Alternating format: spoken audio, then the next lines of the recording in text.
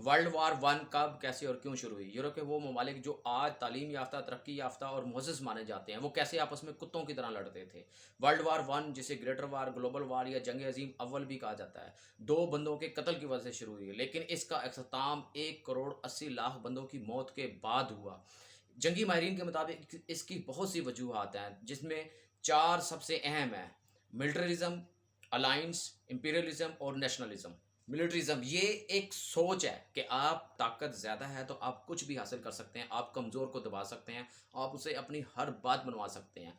इसको जहन में रख के अपनी आर्मी को, अपनी मिलिट्री की ताकत को बढ़ाना, असले की तादाद में बेतहाशा इजाफा करना, अपनी आर्मी की, अपनी मिलिट्री की तादाद में बेतहाशा, यानी कि अंधाधुंध अपनी आर्मी की, अपनी फ़ौज की ताकत को बढ़ाते जाना मिलिट्रिज्म होता है। और ये सोच कर कि आप मिलिट्री के तौर पे, आप फौजी ताकत के तौर पे किसी भी मुल्क से कोई भी बात मनवा सकते हैं, किसी को दबा सकते हैं। इसको ये एक वजह थी जंग की। नंबर सेकंड के ऊपर है अलायंस, यानी कि जो अपनी ताकत को मज़ीद बढ़ाने के लिए दूसरे मुल्कों के साथ अलायंस कर लेना। जैसे नेटो का अलायंस है, काफ़ी मुल्कों के एक दूसरे के साथ दफ़ाई मुआहदे होते हैं, ये भी एक अलायंस होता था। कि अगर किसी ने एक के ऊपर हमला किया है, अगर किसी ने आपके ऊपर हमला किया है तो दूसरा जो आपका दोस्त मुल्क है जिसके साथ आपका मुआहदा हुआ है वो आपको साथ हल करेगा, यानी कि एक के ऊपर हमला, बाकी दूसरे के ऊपर भी हमला कराएगा। ये एक अलायंस था। लेकिन उस वक़्त इस जंग की जो वजह थी वो ये थी कि वो जो अलायंस थे वो हिडन थे, यानी कि सरेआम नहीं थे। अगर 2 मुल्कों का कोई मुआहदा हुआ है तो वो तीसरे मुल्क को नहीं पता। वो ये समझ रहा है कि इसके ऊपर मैं हमला करूँगा, इसके साथ जंग मैं करूँगा तो मुझे इससे लड़ना है। लेकिन उसको ये नहीं पता कि इसका मुआहदा यूके के साथ भी है, इसका फ्रांस के साथ भी है, इसका रशिया के साथ भी है।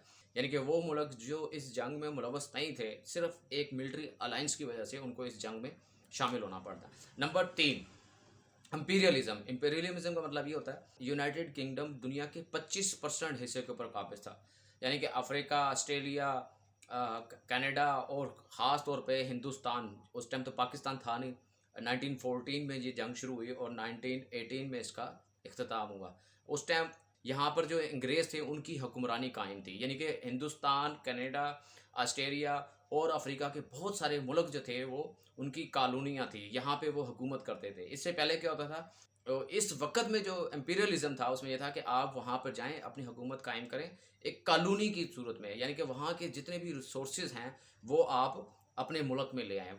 कि दूसरों को इलाकों को फ़तह करना और वहाँ पे अपनी कॉलोनियाँ बनाना, उनके वसाइल के ऊपर कब्ज़ा कर लेना। इससे पूरी दुनिया में ये बात है कि यूनाइटेड किंगडम तो बहुत छोटा सा था और उसने दुनिया के 25% हिस्से के ऊपर कब्ज़ा कर लिया था। तो उनको उनकी तरफ देखते हुए फ्रांस ने, जर्मनी ने, इटली ने और जापान ने भी अपनी कॉलोनियाँ बनाना शुरू की, यानी कि दूसरों के इलाकों के ऊपर कब्ज़ा करना शुरू किया, दूसरों को के रिसोर्सेज़ के ऊपर कब्ज़ा करना शुरू किया। तो ये इम्पीरियलिज़्म था कि आप दूसरे मुल्क के ऊपर जाएँ, हमला करें और वहाँ पे अपनी कॉलोनियाँ बना लें। ये भी एक बहुत बड़ी जंग की वजह थी। नंबर 4 है नेशनलिज्म। नेशनलिज्म की ये बात हुई कि आप वर्ल्ड वॉर वन से पहले जो ऑटोमन एम्पायर थी वो बहुत बड़ी थी। नेशनलिज्म में इन्होंने क्या किया, जो अरब थे उनको बगावत करवाई कि जी आप अरब हैं तो यहाँ पे आपका हुकूमत है, यानी कि अरबों के दरमियान ये चीज़ पैदा की कि आप, जो आपकी कौम है, ये आपका इलाका है, यहाँ पे आपको अलहदा वतन होना चाहिए, आपका अलहदा मुल्क होना चाहिए, आपको हुकूमत करनी चाहिए। इसी तरीके से तो ये जो नेशनलिज्म था ये भी मुल्कों में, हर मुल्क में था, ख़ासतौर पर यूरोप में ये बहुत ज़्यादा था कि जो जर्मन थे वो जितने भी इलाकों में थे जर्मनी ने सारा अपने अंडर कर लिया उनको। स्लाविक लोग थे, स्लाविक क्योंकि वो रशिया से बिलोंग करते थे तो इसलिए रशिया ने उस इलाके पर कब्जा कर लिया कि ये हमारे लोग हैं, यहाँ पे हमने रहना है। तो ये जो चीज़ थी ये भी जंग की एक अहम वजह बनी।